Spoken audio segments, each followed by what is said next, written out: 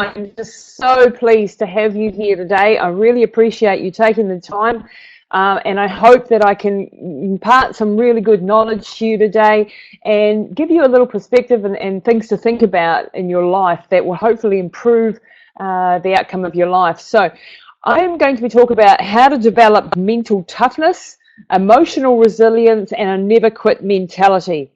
And I want you to understand that you can achieve things that you never really thought possible. And, you know, we've all heard that and we all know it to some degree, but it's about being able to actually implement it. So today I want to give you some really actionable things to do, to try, some rituals, some techniques, also some perspectives and some ideas around this sort of theme.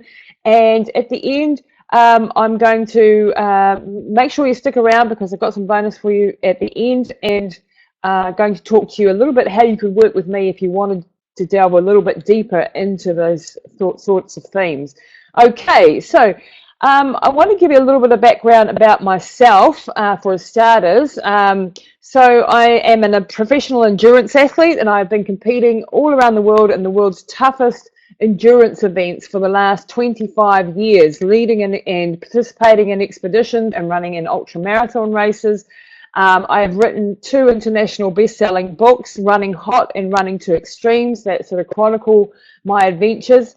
I'm a motivational speaker and a run coach, and I'm also really into the biggest thing that I'm most passionate about is mindset, and this is why you're here today, and hopefully I'll be able to impart some knowledge from that. So, you know, in that time that I've been doing all these ultra marathons and doing all this extreme sport, I've learned an awful lot about who I am, because when you are put into these situations where it is just you against nature, against the huge distances, against wicked temperatures, you know, whatever it is that you're facing out there, you learn a lot about your character, what you're capable of, how to get out of certain situations, how to control your mind to a certain degree.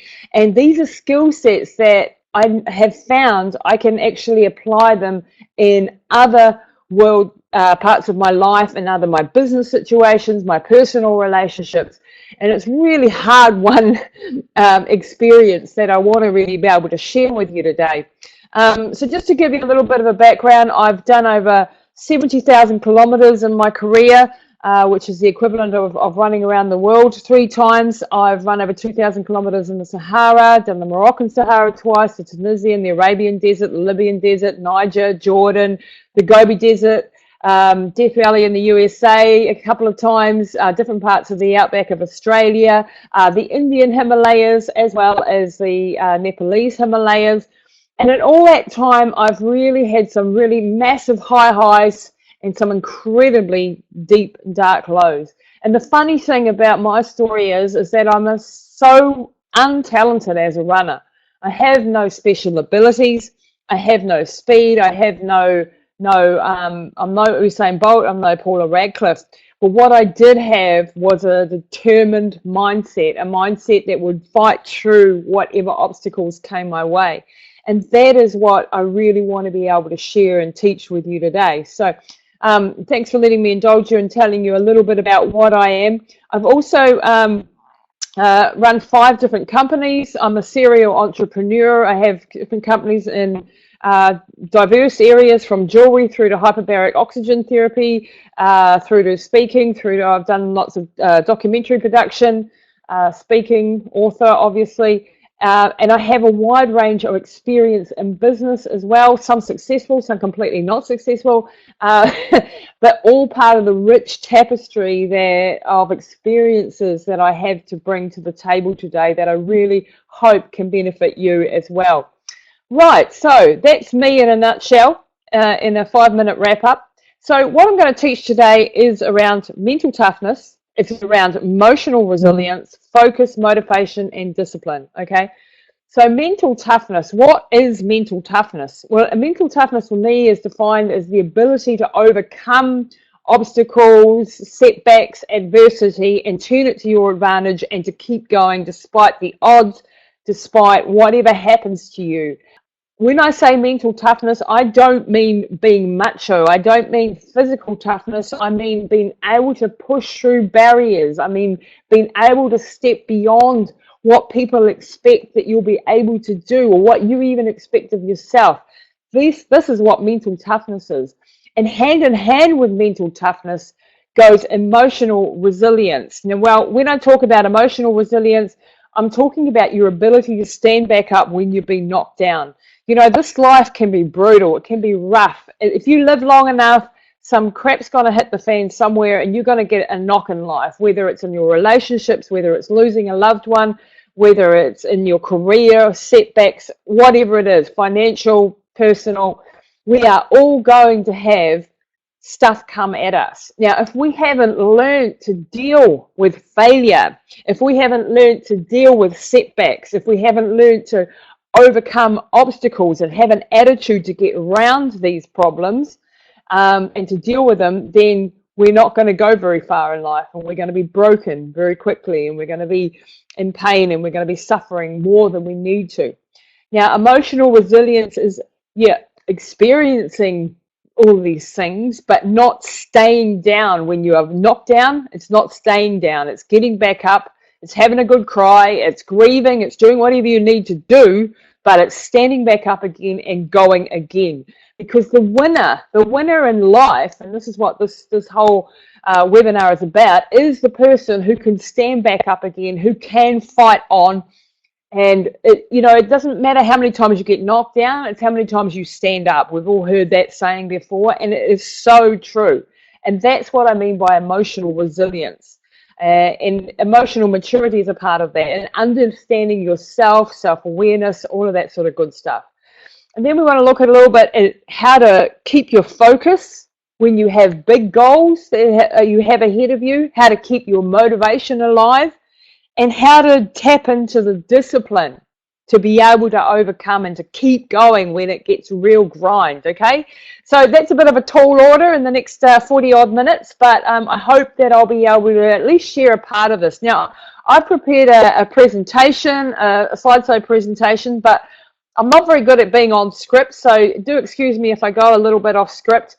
I sort of like to go where, my passion and my emotions are taking me and the storyline's telling me. So I will try to follow the script a little bit, but be aware that's the way I sort of roll, okay? So let's move on to the next. Now, before we get really underway into the teachings, I'd really appreciate it if you could turn off your cell phones, your Facebooks and all that sort of good stuff, so that I can have your full attention, and I'd really love you to stay till the end. So I've got some things that I would love to share with you, and some ways that you can work with me, okay? So I firstly want to ask you, do you feel sometimes, and I want you to talk to yourself about now, right? There's a picture of a brain, someone's holding a brain. Do you sometimes feel like your brain is sabotaging you and stopping you achieving your dreams and your potential? Do you sometimes feel like you lack the discipline, you lack the focus and the motivation and the ability to push through? Do you feel sometimes like you're a victim of your circumstance or your experience? Do you have limiting beliefs that are holding you back in your life and what you can achieve? Do you often feel that other people are better than you? Do you have an inferiority complex? Do you lack self-confidence and self-belief? Well, if you are answering yes to any of those questions, then I just want you to know you're not alone. And it's part of the human condition, I think, to feel a lot of these things, self-doubts, lack of self-confidence, a feeling like everyone else is better than me and is doing more than me. I like to use the analogy of the duck. There's a duck swimming along on the water, right? And it looks like it's cruising. And when you're that duck, you're completely aware that under the water, your little feet are paddling hard out, right? They're going hard out to get you through the water. But the duck sitting next to you looks over, and all he sees is this calm little duck floating along, and it's so easy. And he thinks to himself, man, I am working so hard to get up this damn river, and that guy over there, he's just cruising. Now, why does he see that? Because he's not seeing under the surface of the water. He's not seeing that other little duck. going flapping hard out. And this is a really good analogy when we look at other people and we say, wow, they've done so much and they've got this going on. And, you know, especially living in this day and age with social media and Facebook, where everyone's got their beautiful pictures on Facebook. I mean, no one ever puts their crying pictures on Facebook, do they? And you only see a one-sided perspective of what is actually happening in somebody's life. Understand that most people are having these inner struggles. Most people have an inner critic that won't shut up. We have like 60,000 thoughts a day. And it's learning to control those thoughts, because that chatter that's going incessantly in our heads is what can stop us from being able to achieve, and gives us those limiting beliefs that we have about ourselves, the story we tell to ourselves about ourselves, on all of this sort of thing that stops us. So just understand that I get you. I get if you're feeling any of those things. If you're not, maybe you're an egomaniac and you're super confident, you probably don't need this seminar. But if you are feeling any of these sort of things, if you are feeling self-doubt, lack of self-confidence, if you know that you have a greater potential than what you're actually achieving currently, then I hope that I can give you some things to think about right now. So one of these facts is that, you know, we are capable of far more than what we ever thought possible. And I want you to try to really integrate that fact into your head and say, am I really living up to my full potential? Am I pushing myself hard enough? Am I reaching for lofty enough goals? Or am I actually capable of so much more and I'm not doing it? Okay, so now I want to share with you a little video presentation. So this is something that I pre-recorded, but it sort of says in a nutshell a lot of the stuff that I wanted to share. So bear with me while I pull this up for you. And hopefully this will work with the technology. And this is a little show that I wanted to teach you. So have a listen to this. Hi, my name is Lisa Tamati from Running Hot Coaching, and today I wanted to talk about mental toughness. What is it that makes some people achieve extraordinary things, difficult and amazing accomplishments, where others fail or can't even imagine doing it or don't even try? What is the mindset that helps athletes, scientists, or business people overcome huge odds and break through pain barriers, fight through discomfort, fear, anxiety, obstacles to achieve what is considered really tough or difficult?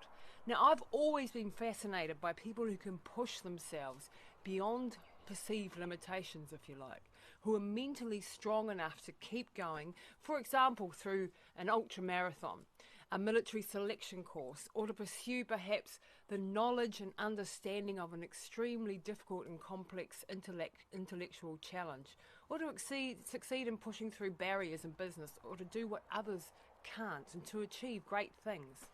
Now, mental toughness can be defined as an ability to maintain focus and determination to complete a set course of action despite obstacles, pain, difficulties, or consequences, and to never quit. Now, this essential ability is something that is crucial for all of those who want to succeed and to have an exceptional level in any walk of life, be it in business, in sport, or in your relationships or your career. But it's also about emotional control and emotional resilience. Now, mental toughness and emotional resilience, they go really hand in hand. Being able to control your emotions and thoughts in a positive manner, despite whatever you are facing, is really, really crucial. Now, it isn't just about willpower and determination either. You may be determined not to quit in an ultramarathon, say, but in the dead of night, when you're faced with fear, with danger, with freezing temperatures, exhaustion, beyond anything that you've ever imagined possible, and injuries and extreme pain, now if you aren't focused and strong in the mind, you will start to bargain with yourself and look for ways out, an excuse or anything to make it stop. Now you might even begin arguing with yourself, and you'll likely become angry with yourself or maybe with others. And it's in these deepest, darkest, emotionally desperate moments of a race that you have to know your why, what your motivation is, why you are doing this, what result are you wanting, who are you doing it for. Now, dozens of times throughout my running and adventure career, I've faced such moments. And when there is nothing more in the tank, and it's at these times when you really discover what and who you are and what you're made of. You have to be able to control, first and foremost, your thoughts from spiraling downwards into a negative scenario that will invariably lead to your demise. Now, if you let your mind go down those dark thought paths, your body will always follow where your mind is focused on. So thought control is essential to mental toughness and understanding your motivations, what drives you and why. Now, preparation in this aspect is crucial. Preparation of the body, of course, but also of the mind, from using such tools as visualization, meditation, and reflection. So let's look at some of these tools and how to help you mentally become strong no matter what the obstacles are and no matter what life throws at you. Now, be warned, this is a process and not a destination, and it's something that has to be practiced and continued throughout your life. But these are a set of skills that will see you achieve 10 or 20 times more than you ever thought possible. So it's really worth investing the time and the energy on an ongoing basis to hone your mental toughness and the right mindset and the right attitude. What is your why? Why are you wanting this? What is your desired result? Get deep and try to discover your true motivations. What's driving you to do this? For me, in my early running career, it was to prove to someone else, prove them wrong, that I wasn't useless, who said I would never amount to anything. But basically, it doesn't really matter what your personal driving force is, as long as it gets your blood boiling, your emotions in high gear, and your motivational drive humming. We really need to understand this and have ingrained this in our thoughts, because you will need that answer when the pain, when the discomfort, when the fear, the nerves, the exhaustion hits you full in the face. And in any great achievement, these times will come. The first question your brain will ask you when you're in these desperate moments is, why are you doing this? You must be prepared and know that you will literally walk over burning coals to get there. The next thing is maintaining your focus for hours, for weeks, months, even years on end, depending on your goal. Being able to keep your eye on the prize, on the long-term goal, no matter how far away it seems, and always believing that you will get there. Consistency and persistency are habits and rituals that will make part of this work. Now, developing those small daily or hourly things that will keep you moving towards that prize, that unwavering prize that you want to get to. Now, it's great to have a long-term goal, but it's also about setting short-term goals. Now, let me give you an example.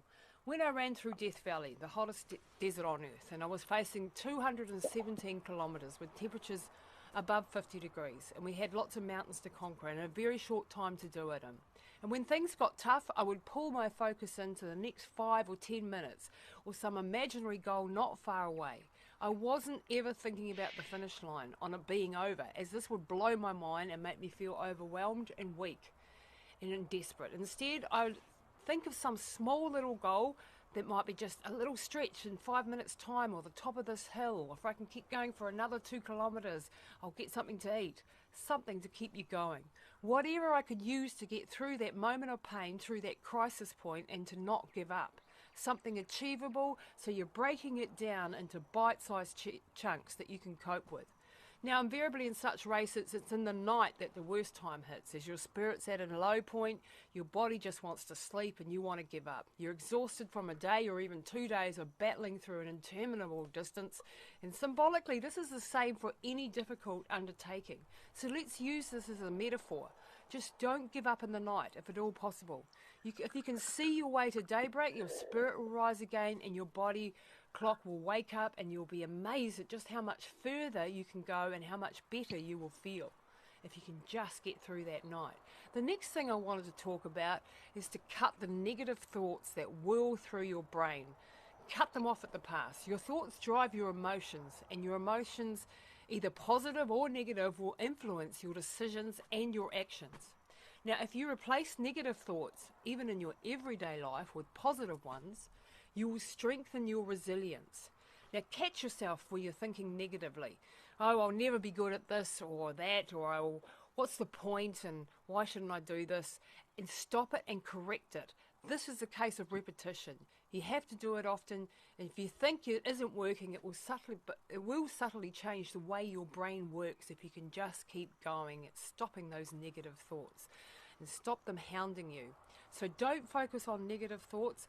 Treat them like you would a naughty child. Ignore the bad behavior, reward the good, and in time you'll become a more positive and a more stronger person. This practice takes discipline and commitment, but it's essential to being a stronger person overall. The next thing is to celebrate your success and to build on them. Spend time congratulating yourself when you do something well, and if you don't do well, don't dwell on it. Learn from it and move on as quickly as possible, or let the negativity surrounding that event pass as quickly as possible. Understanding that failures are a part of every journey to success. Now feel your emotions, but keep going anyway. Now during races I often find myself crying my eyes out, but invariably my feet are still moving. Still continuing on that journey. Now we have to get used to feeling fear, exhaustion, anxiety, and taking the actions required anyway. Tolerating the pain and the agony or the discomfort and stepping outside your comfort zone regularly will make you a stronger person. Now strength comes from struggle. It's not that the mentally strong person doesn't feel these emotions, it's that they don't let these emotions control or stop them.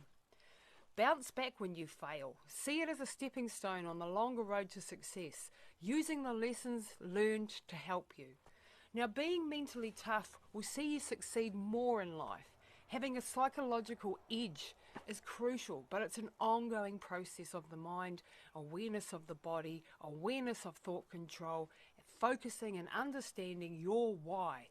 If you have these sets of attributes across all parts of your life, you will persevere longer and overcome any obstacle or adventure or pressure and achieve great things and achieve your potential. So just to recap, emotional control and resilience and mental toughness go hand in hand. Work out your why, your motivating factors, your purpose, the result you want. Maintain your focus for a long-term goal, the ultimate prize, but also set those short-term goals to get you through the tough times. Mind preparation, visualization, meditation, breathing control techniques, and all these things are things that can help you stay focused and stay on track and in control of your emotions. Celebrate your successes, build on them, accept the failures as part of the journey, and don't give up. Step outside your comfort zone regularly and feel the emotions, but let them pass and don't let them control your actions. You control your actions by controlling your thought processes.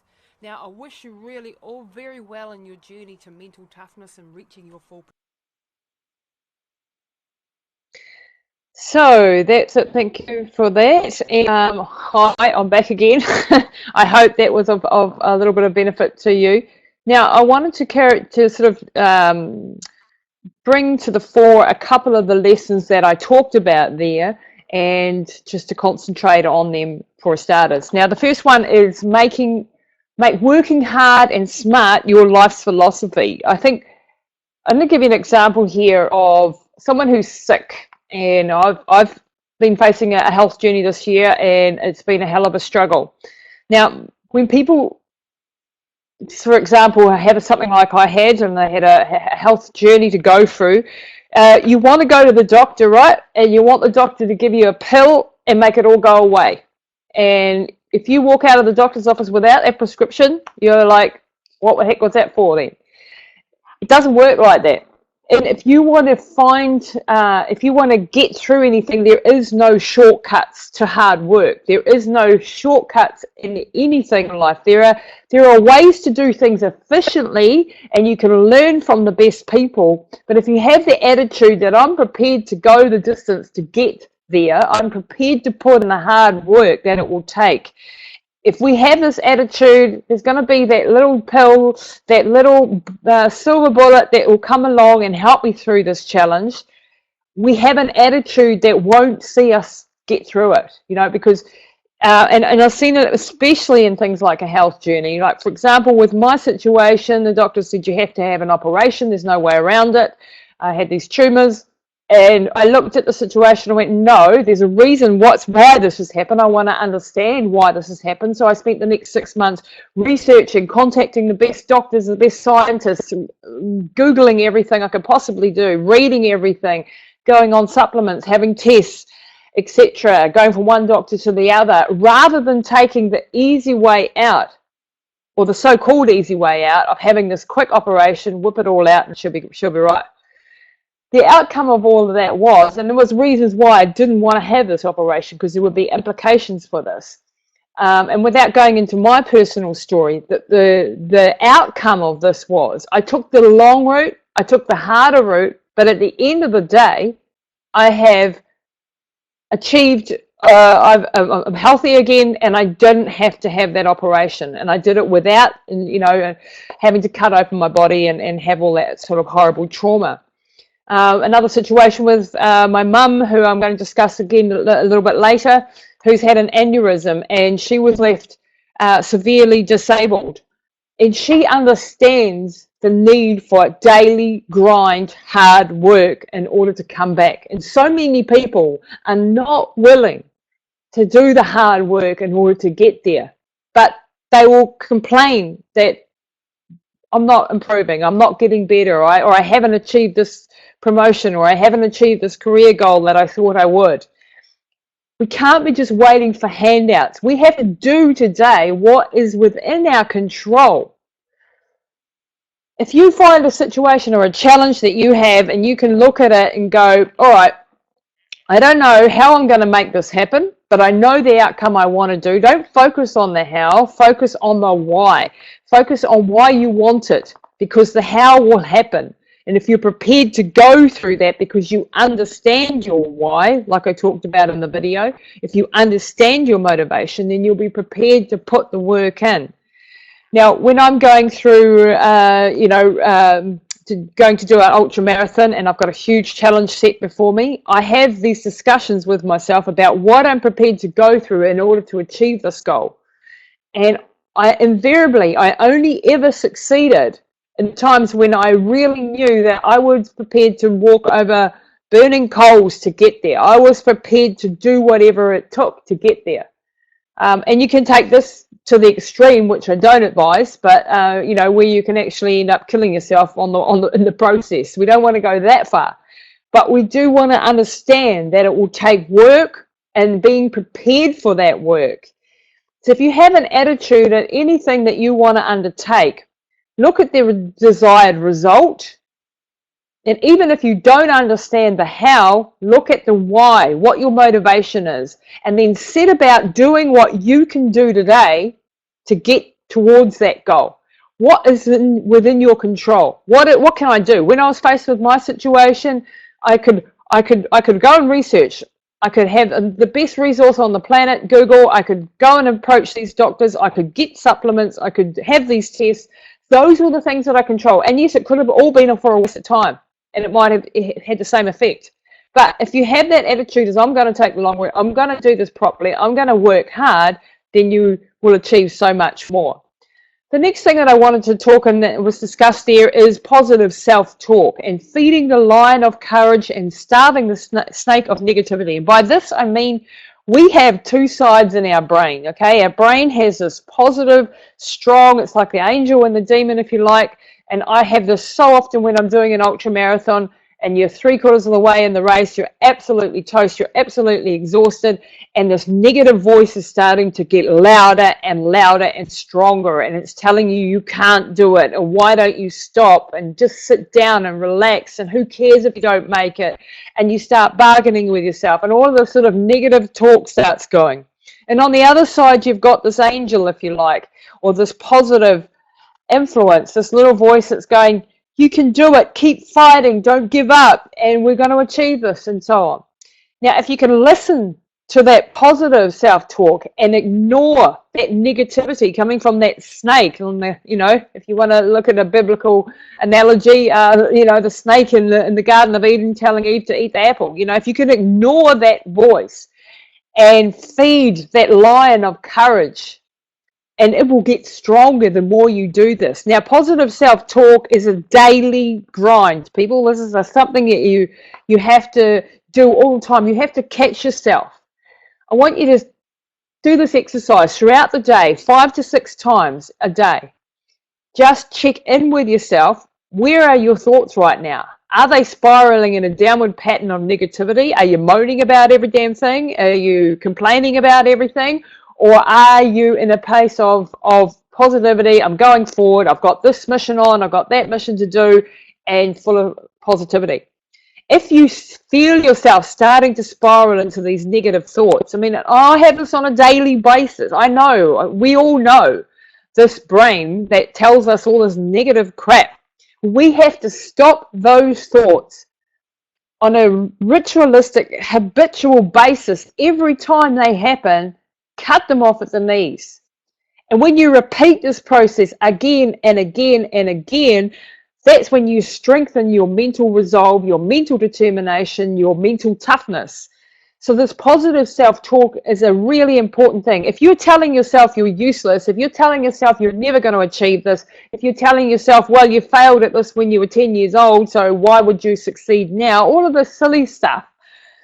Look at that and go, if this isn't going to get me any further, what is? Okay, positive self-talk is. And it's not just reciting positive affirmations and sticking a positive thing on your fridge and reading that 100 times. That helps too. But it's controlling the thoughts minute by minute. When you feel yourself starting to go into this negative phase, that's when you have to go, oi, stop that, cut that off at the knees, and feed that lion of courage and starve that snake of negativity. The third thing I wanted to get onto, and there's a picture here of my friend Samuel Gibson. And this one's about developing an attitude of gratitude. I think this is a really, really important thing. I know this stuff isn't rocket science and you've probably heard it before, but I bet you haven't integrated it completely into your psyche. And so this bears repeating. Have a daily practice of being grateful when you wake up in the morning. Instead of going, oh crap, I've got to do this, I've got to do that, my to-do list is this long, or whatever problems you're facing, find 3 things that you are grateful for. It might be your health, it might be that you're able to walk, it might be that you are lucky enough to live in a beautiful country and have a job. It might be you have a great spouse, it might be your children, whatever it is. Think on those things as the first thought of the day and as the very last thought of your day. If you develop this attitude of gratitude, I think it's a really important part because it just changes your mindset from one of negativity into one of positivity. And on a daily basis, this stuff adds up. These little daily rituals add up. I've got a friend, Neil Wagstaff, who's my business partner at Running Hot Coaching. He's got 3 little children. Now, every day around the dinner table, each one has to say to them what they were grateful for today, what happened good in their life today.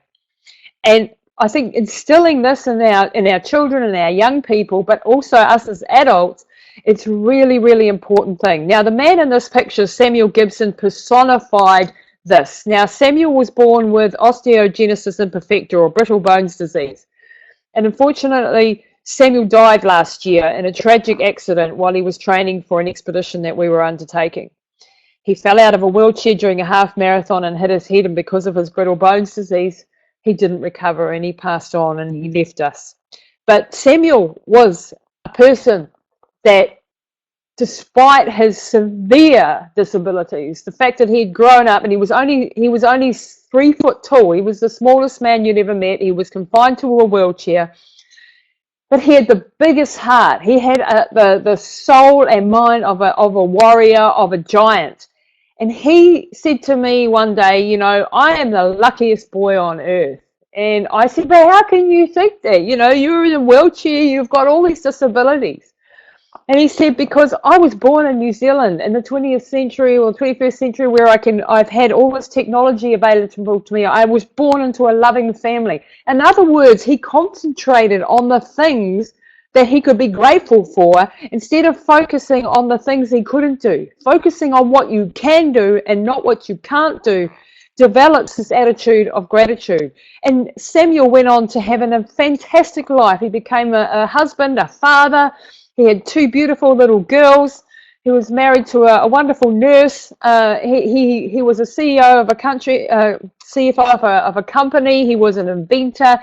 He traveled all the way around the world. He lived these adventures. Here he is sitting in a yacht, and he actually yachted solo across the Cook Strait in New Zealand.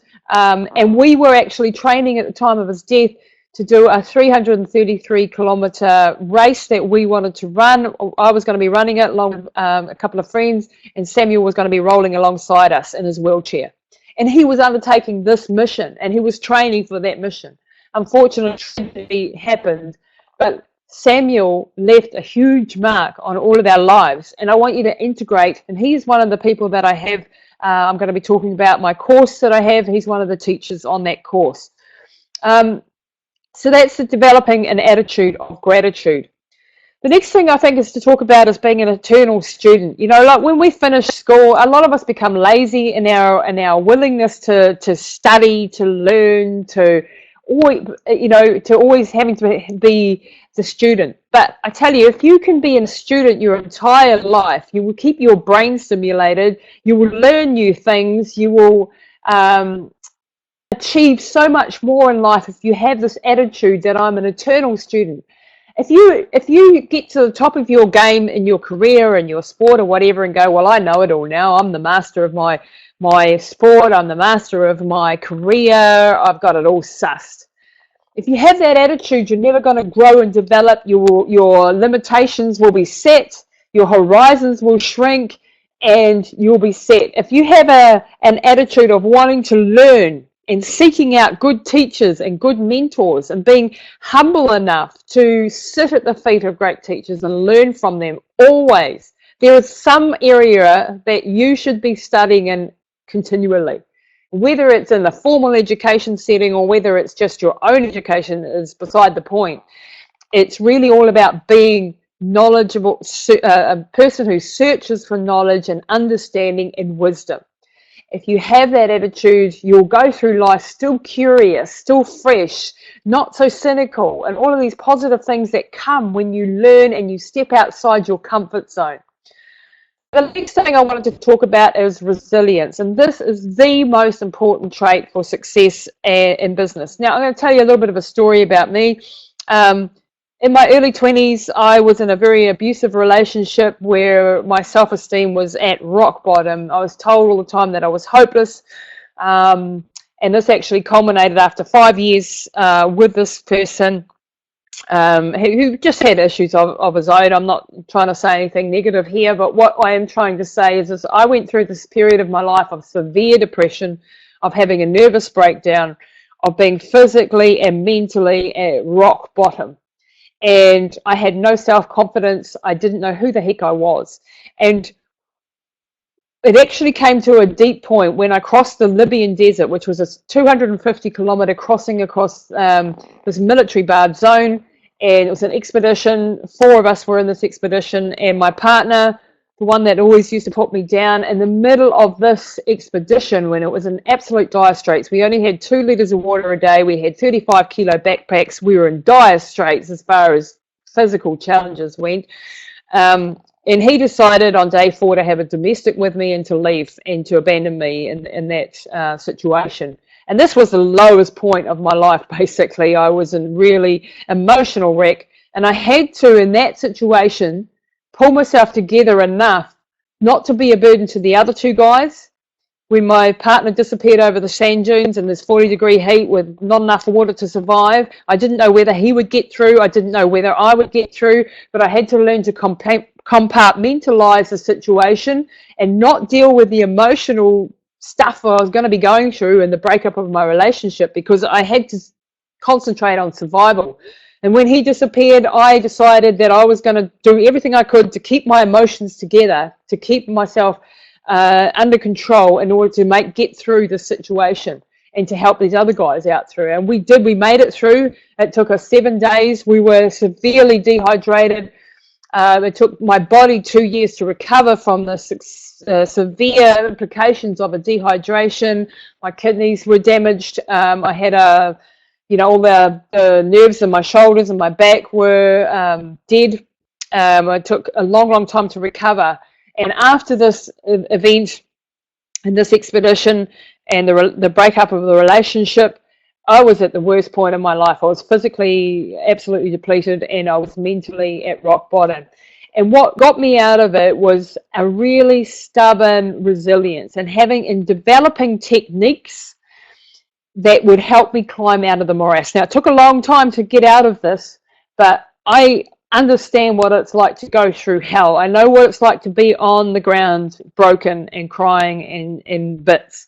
And I know what it is to climb out. And one of the biggest things that got me through this time was my sport. Once I started to recover enough to start running, and I actually started then in my actual official ultramarathon career, if you like, and went from strength to strength to strength as I gained confidence through my sport, through having great support networks, searching out for people who could help me in the situation and coming out of it. What I developed out of that experience, which took me a long time to recover from, though, was a resilience, because I understood that nothing probably was going to hit me that hard again, or I could deal with situations. Now, that meant that I could go into another ultramarathon race and go, well, it wasn't as bad as back then, so maybe I can get through this as well. And this is what happens when we push outside of our comfort zone. We lift our horizons, our possibilities are open, and we can fight through things. Learning to be resilient when you fail, when you have setbacks, when you are knocked down on the ground. Now, life, like I said, is going to throw some curveballs at you. Developing resilience and being one of those things that bounces back, those people that bounces back up and goes, oh, well, that wasn't very nice. I don't want to repeat it, but what can I learn from that situation? What can I learn from that experience? And then going forward as a stronger, wiser person, not a broken person, a stronger, wiser person. There's something called post-traumatic growth. Now, we all talk about post-traumatic stress and the negative implications of post-traumatic stress. We've all heard about it from soldiers coming back from the war, or people who have been through accidents, all these horrible things. But there is also a thing called post-traumatic growth. And post-traumatic growth is when you actually come out of this experience stronger. So I want you to determine today to be that resilient person. When you get knocked down, be the one that's going to get back up and fight again, and understand that everything will pass. This too will pass. Whatever it is that you're going through, time has a way of healing wounds. Perspective gives a way of healing, and understanding the experience. Yeah, cry all you like, do whatever you want to do for starters, but get back up again and don't stay down. Don't spiral down into that negative world of compensating behaviors or going into negative areas of your world, okay? The next thing I want to discuss is to be able to back yourself. And back yourself and your goals, even when everyone else is telling you won't make it. I want to give you an example here. Now, I mean, if I had $1 for everybody who told me I could not do things in my life, whether it be in ultramarathon running or in other areas of business, etc., then I'd be very, very massively wealthy, because I'm always being told I can't do something. And this was no more prevalent than in a situation that I had with my mother, who had an aneurysm, as I mentioned earlier, 23 months ago, and she was left with a severe disability. She had virtually no higher function. She had a couple of words. She couldn't move anything. She couldn't even push a button. She couldn't find her mouth even to eat. She couldn't coordinate any sort of anything. She had no memory. She didn't know who I was. It was the worst possible scenario you could possibly imagine while still being alive. She had not much to live for. And the doctors said to me, and the social workers and everybody in the hospital said, you have to put her in a rest home. She's never going to come back from this. She's 75 years old. Her brain is so badly damaged, she won't get much quality of life. And I absolutely, and we as a family, absolutely refused to accept that situation. And we fought and we fought and we fought to get her home after a rehabilitation time in hospital. And she was not improving. But I was determined to find an answer for her and do whatever it took or die trying. That was my attitude when I went into the situation, because I loved my mum. Obviously, we all love our mums, and we want them to have a quality of life again, and I was not willing to accept the situation. And I scoured the internet, and I came across something called hyperbaric oxygen therapy, which ended up being a miracle for her. That combined with an absolute daily grind, that attitude like I talked about before of hard work, a daily program that I started to use and develop, and I stay one step ahead of her in her rehabilitation process. Now, every single day I work through a 7-hour program with her, and she's gone from not being able to push a button to now, 23 months later, to cut a very, very long story and a very despairing story short. And there were times during this journey when I had to walk in blind faith that something would happen. And when everyone was telling me I was crazy, why do you push her so hard? Why are you doing this to her? Why don't you just let her be and leave her in the wheelchair and leave her dying and just make her comfortable? We as humans need challenges. We need to feel like we're improving, and that's whether you're 99 years old or whether you're 10 years old. And I knew this principle, and I know that she needed to understand that as she started to get her mind back, that she was going to get better. And every day we took this approach. And I tried to stay one step ahead of her in her recovery and understanding her neurology. I studied cognitive science and neuroscience. I studied functional neurology. I studied everything I could possibly do to get her back. Now, to cut a long story short, 23 months later, she is now walking. We ditched the wheelchair after a year and a half hard work. She had no balance, no spatial awareness. I had to retrain other parts of her brain because that part of her brain was completely dead. And this is a 75-year-old brain. And the medical people said this was impossible. It would not be done. And we did it. She's now walking. She talks absolutely perfectly. Her memory is 100% again, her short, her long-term memory. She can do everything around the house again. She can't walk for long distances. She's a little bit slow, but we're working on that on a daily basis. And I don't care that she's now 76 years old. She goes to the gym every day and she trains every day. And that's the discipline that you need to have if you want to come back from something like this. If you want a full recovery, when people are telling you it's impossible, back yourself. You never know where you can get to if you do. She's now even driving the car and fully functional in life again and loving life. And doctors are now coming to me and saying, how the hell did you do that? What I did was believe that it could happen, because that is the first thing you have to do. You have to have faith. You have to walk in blind faith when everyone else is telling you you won't make it. And know that even if you chuck everything, it still might go to custard. She could still be in that state and that didn't work. But she was definitely going to stay there if I didn't fight. So those are the two options. And that's what I mean by backing yourself. And everybody will tell you you can't do something. They're not always, even the experts, even the doctors, even the people that you think are experts in your family, in your friend circle. If they're telling you you can't do something, go and prove them wrong. Use that as motivation to prove them absolutely wrong. Now, I've blabbered on far too long, and I'll have to get on to my course, which I really want to share with you. The last thing I wanted to talk, though, is about letting go of the map that you built as a child. Now, we all develop things that we think we tell ourselves about our story, about what we experience as children, and we use this map in our adult life when it's no longer relevant. An example with my mum, again, as a child, she got up on stage to do a speech at school and she went absolutely still and she couldn't remember anything, and it was a horrible, embarrassing, dreadful situation. And from then on, she was absolutely terrified of public speaking. That was until she had this aneurysm and she lost that memory, and that power of that memory was gone. And now she doesn't care. Now she'll get up and she'll talk. But the shame is that she spent her whole adult life going, I'm not a good public speaker. I can't do that. She let that limiting belief as a child rule how she was as an adult, when it had no relevance whatsoever. So go and examine those beliefs about yourself and what you've said about yourself, and move on from that, because you're now an adult. Understanding your why, we've sort of covered that. In leadership, we don't really have time.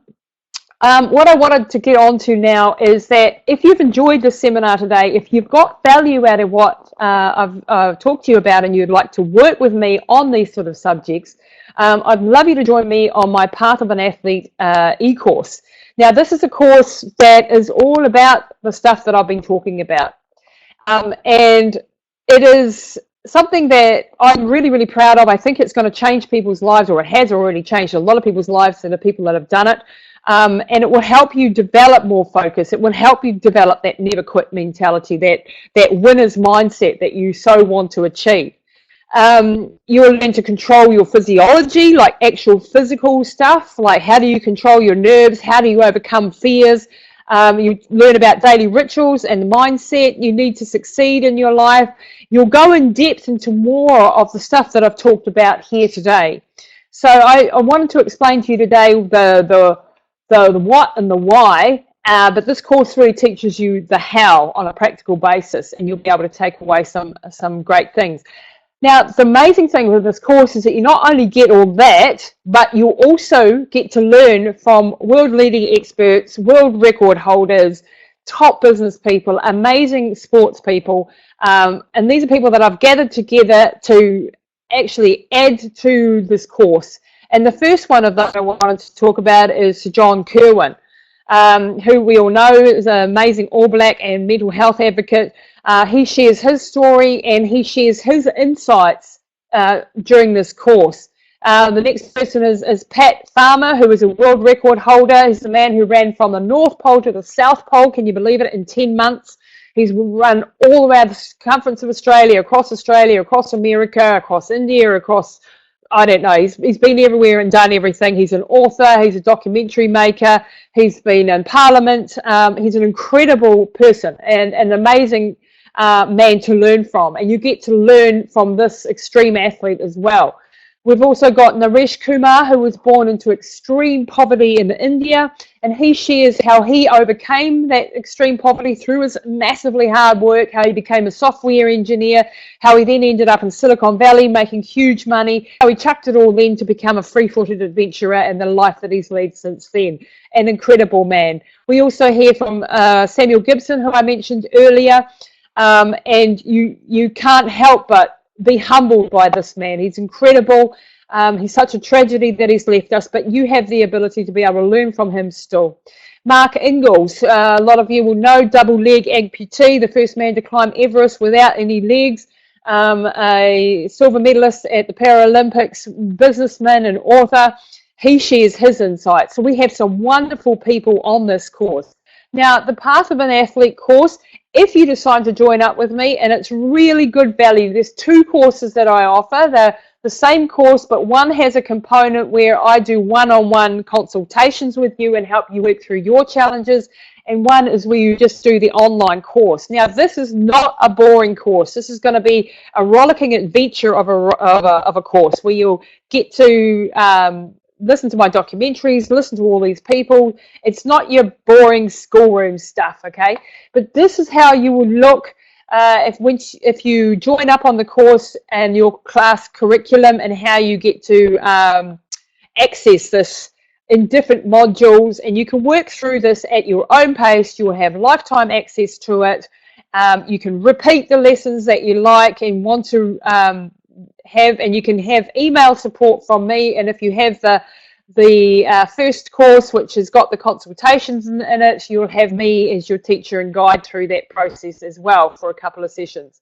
So that's the Path of an Athlete e-course. I just wanted to share what other people are saying about this. This is from Nicola Benzi, who we've coached at Running Hot Coaching, and who's also done this course.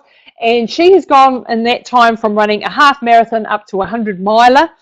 And she's a woman in her late 40s or early 50s now, I think. And this is what she says. Without her, I would not have achieved what I have. When I first started running, I had no idea what my body was capable, and I would have limited my expectations. Lisa's guided me into unknown territory to achieve goals I didn't know were possible. She's led me expertly through the minefields of different training plans, scary and exciting goals, injuries, and self-doubt. And Nicola is a wonderful woman who I'm very, very proud of, and she achieved the North Bend 100, which is the toughest 100-miler in the Southern Hemisphere. And she's not a natural athlete. She's not built like an athlete. She's not got the talent to be someone who's doing this, but she did it anyway. And that's what I find so amazing and so empowering. The next person that I wanted to is a young lady who's just finished her master's degree. And when she came to me in my course, she was about to chuck her master's in. She just could not face it. And this is what she said: I absolutely love the course. It's so very relatable to various life contexts, and that if you don't challenge yourself, you will never know what you're capable of. I feel so empowered to keep moving forward, and I honestly cannot thank you enough for providing this amazing course. She went on to get her master's just a couple of months ago, and I'm very proud of her. Dean Canassis, a super famous human being and sportsman, ultramarathon runner extraordinaire and friend, and he kindly wrote this for me. I have many gifts, but one of the most that I admire is your ability to help others be the best that they can be. She brings to a wide breadth of talents and skills to her coaching, and her extensive experience as an athlete, author, and speaker are invaluable assets.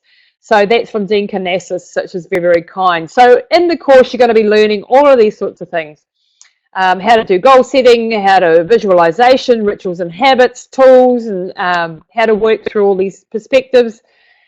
There's no silver bullet, there's no easy stuff, but if you are willing to face yourself and to face your own challenges, this could be a life-changing course for you, and I would love you to have the privilege of doing this course, or the privilege for me to have you on this course, I should say. So if you buy within the next 24 hours for this course, you can get a discount code that I will be putting in the link below from this webinar, but that's only available in the next 24 hours. After that, it will revert back to the usual price. So I really hope that you can join me on this course. So the price is $85 for the standard. And if you use that 20% discount that I mentioned, using 20 -off at checkout, you get it for $148 US. And if you want the premium course, which includes 2 one-on-one sessions with me via Skype, you can get it for, instead of $347 US, for 20% off at $277 with 20 minus off premium. Okay, so those are the checkout codes. Write those down, but I can also send them to you in email or leave them below in the notes. And that's only available in the next 24 hours. Okay, so I would love you to join me on there. I hope that this has been really valuable. This is the link that you can use to go to my course. Once again, I will be sharing it with you, but my website is lisatamati.co.nz/e-course. And yeah, you can ask me any questions, of course. Send me any questions that you want to by writing to me at lisa@lisatamati.co.nz, or go to this page and just sign up and get underway. So I would like to thank you so much, everybody, for taking your time today. I really, really appreciate you giving me your time and your attention today. And I really hope, I know it's been a lot to take in. It's probably been a little bit of overwhelm, but I hope it's been a benefit to you. And I hope it starts you on the journey with me on this course, so that you can start to continue this conversation. You can continue the work that we've started today. Thanks very much, everyone.